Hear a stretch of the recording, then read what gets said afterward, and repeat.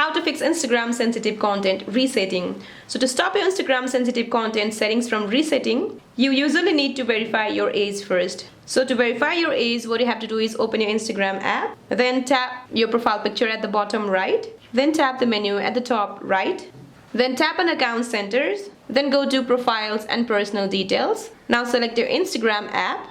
Scroll down to the bottom and look for the date of birth. If your birthday isn't properly saved, Instagram restricts your sensitive content controls. Now the next thing what you can do is clear the app on your Android device and upload the app on your iOS. Now on your iOS device, what you have to do is go to settings, then scroll down to general, then tap iPhone storage.